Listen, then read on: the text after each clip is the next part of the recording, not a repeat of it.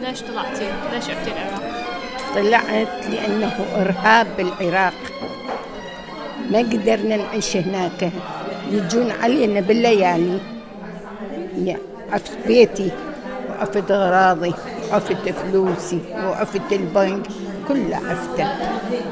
طلعت بطرد نفسي، كله أخذوه كله. لا هسه دخلت من أتذكر أدوخ. Because of the fear that they were facing there, so they packed they just had to leave everything behind, her house, their possessions, everything. They just had to leave. They were just scared of anyone coming, knocking on their door in the middle of the night, and they just couldn't live in that fear anymore.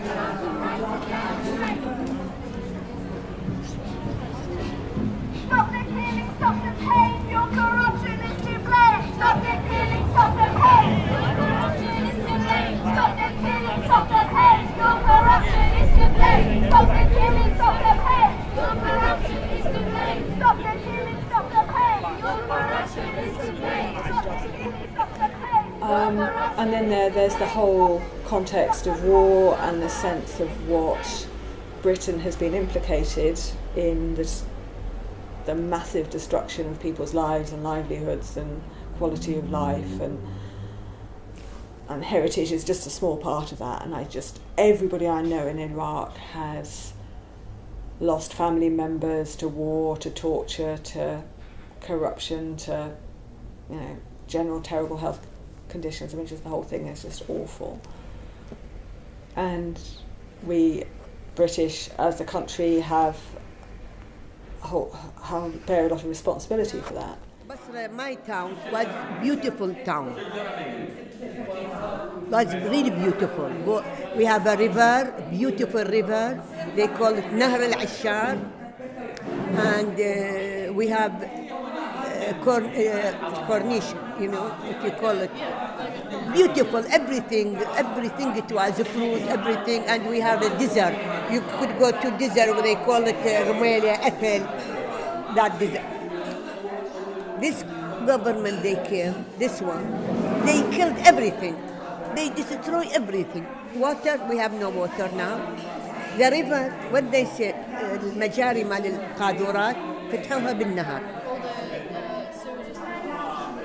And the river. From that river, the water comes to the people to drink it.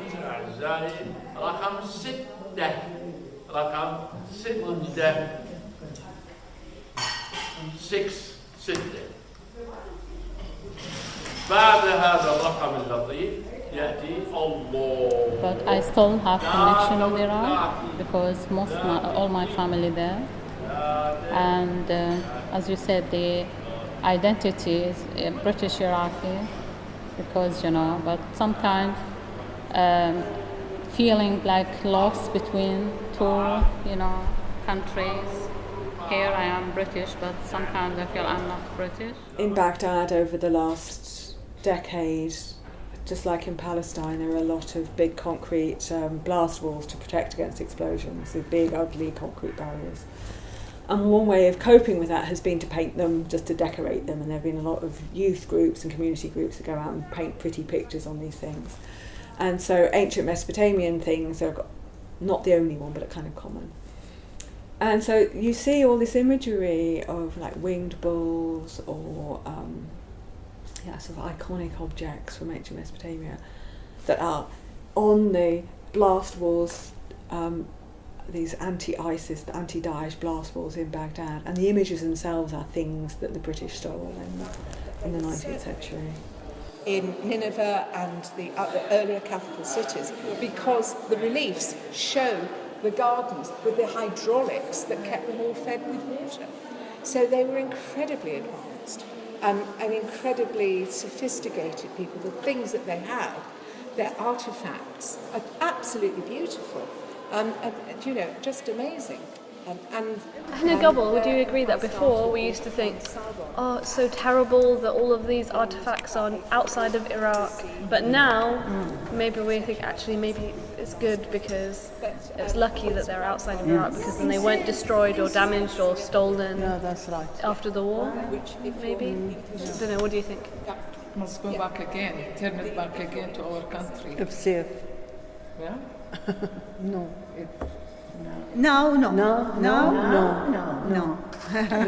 But there are museums now that like Basra لا مو Museum. يبوقوا بس and هسه بهذا museums in الوقت ما Baghdad. ترجعين العراق وماكو امان هم يحطموها مثل بالموصل.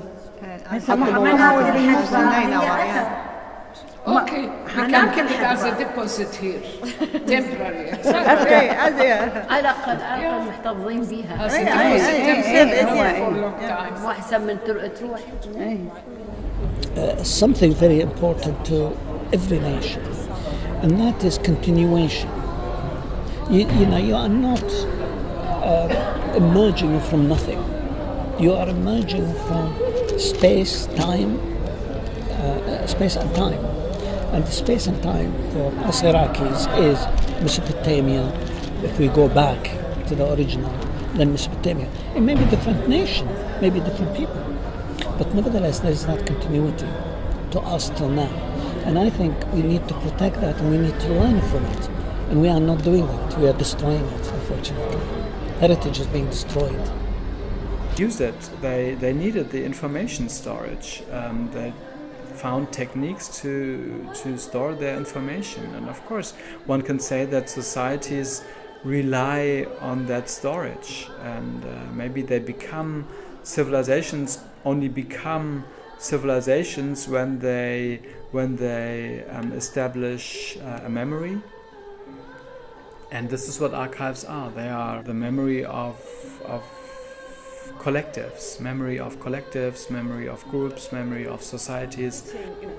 I have this incredible privilege of being able to hold in my hand a piece of clay inscribed by somebody 3,500 years ago on this particular archaeological site, and I am the first person to have read it since the person who wrote it. And one of the emotional responses I have is the fact that it's in my hand, and you're somehow kind of holding hands by proxy with a 3,500-year-old dead person. And you're looking at their spelling mistakes, and you're trying to get what they're saying, and finally, you're reading their letter, whatever it is they've written, and you've made that very personal connection.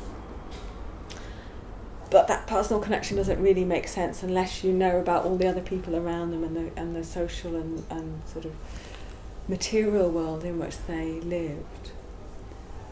So, there's this incredibly exciting challenge about how we take the work of archaeologists and give it that material and textual impact in the way that it's really quite hard for museums to do right now. And it is not just archaeology. Heritage is beyond that. It's much bigger. It's about culture, it's about science, it's about yesterday as well. It's part of my heritage. It's my father when he built his house. That is heritage to me. So when I destroy it, I destroy something inside me as well. When you're looking at the young people, you say, really, Iraq has a future. And that's the only place where you can actually say Iraq has a future. To start with, there are lots of cafes now, which are educational cafes, they call them, because they have books as well as cafe to encourage people to read. And it's for the young people, mainly for young people. They sit and enjoy themselves, and the music, back into culture. Very nice. This is the music? Yeah. This is the radio who's So it works with Bluetooth? Bluetooth. Very good. This Iraqi. What's his name? Nazim al-Ghazali. I'm gonna upgrade it.